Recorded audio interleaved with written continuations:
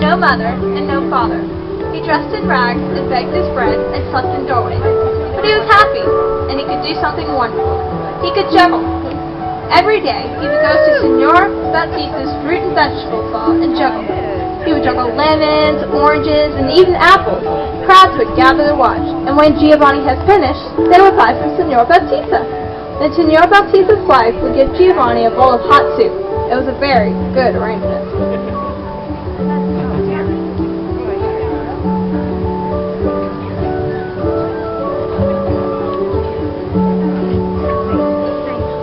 One day, while Giovanni was juggling fruit, he was noticed by someone who ran a traveling carnival. Not bad, said the Maestro watching. With a bit more training and practice, you could be in my traveling show. So Giovanni said goodbye to Signor and Signora Baptista and began juggling with the carnival. The Maestro gave Giovanni a costume and beautiful juggling balls.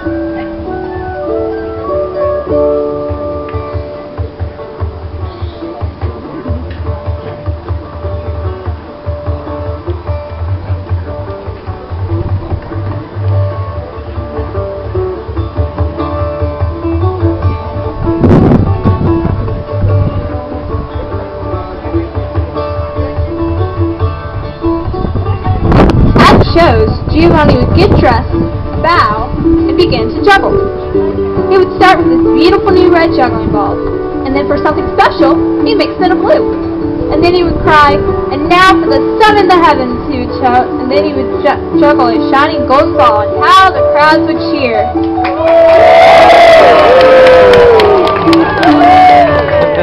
Giovanni became very famous, and it wasn't long before he said goodbye to the traveling troupe and set off on his own.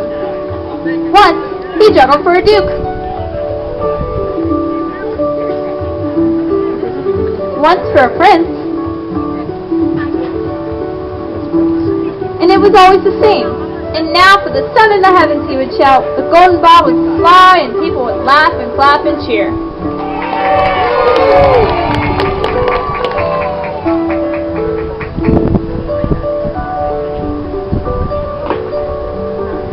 One day, between two towns, Giovanni was eating and resting when two little brothers came down the road. Will you share your food with us, they asked, for the love of God and blessings of our brother Francis.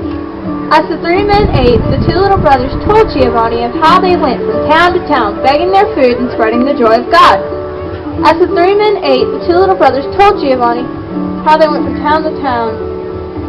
Our founder, Brother Francis, says that everything sings in the glory of God. Why, even your juggling, said one of the brothers. Giovanni said, that's well and good for men like you, but I only juggle to make people laugh and applaud. It's the same thing, the brothers said. If you give happiness to people, you'll give glory to God as well. If you say so, said Giovanni, laughing. I must be off to the next town. Arrivederci, good brothers. Good luck.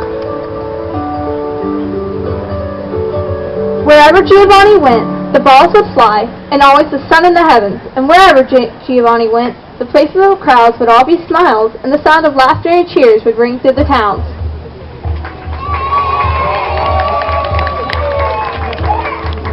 Years passed. Giovanni grew old, and times became hard.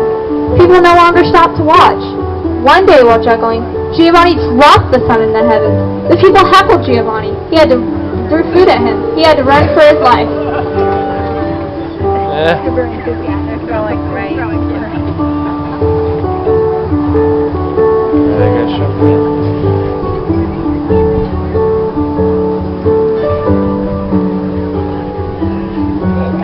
Giovanni decided to put away his costume, and he gave up juggling forever. What little money he had soon ran out. He had to beg his bread and slept in doorways as he'd done as a child. He decided to head home for Sorrento.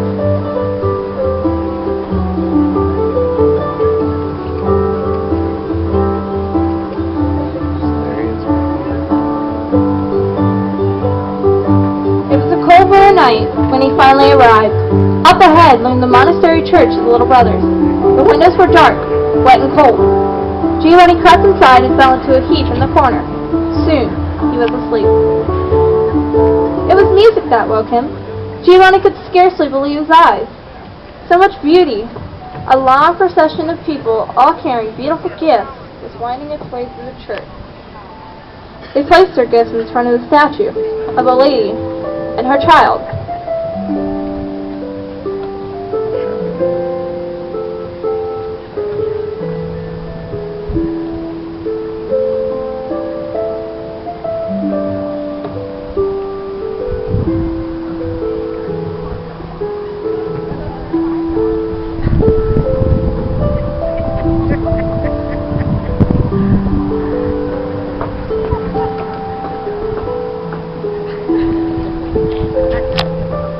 "What's all this?" asked Giovanni. "Why, old man, it's the birthday of the Holy Child," the woman said. "It's a procession of the gifts." Giovanni watched in amazement. Then the church emptied and was dark, except for the lady and her child. Giovanni moved closer. The child was in the lady's arms and so serious, so stern. "Oh, lady," said Giovanni, "I wish I had something to offer too. Your child seems so sad, even with all these beautiful gifts. But wait, I used to make people smile." I'm fine. It's kind of soft. I got a hood in it.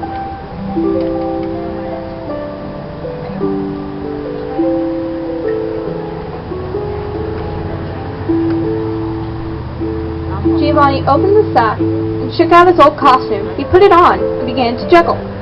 The brother sexton who was coming in to lock the doors saw Giovanni juggling. He was horrified. "Father Maestro," he cried, brushing off to get the priest. "A sacrilege! Come quickly!" But Giovanni didn't hear or notice him.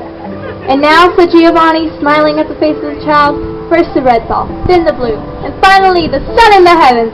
Giovanni had never juggled so well in all his life. Giovanni's heart was pounding. "For you, sweet child, for you," he cried. Then suddenly, his old heart stopped, and Giovanni fell dead to the floor. The priest and the brother sexton came rushing in. "Why, the poor man is dead.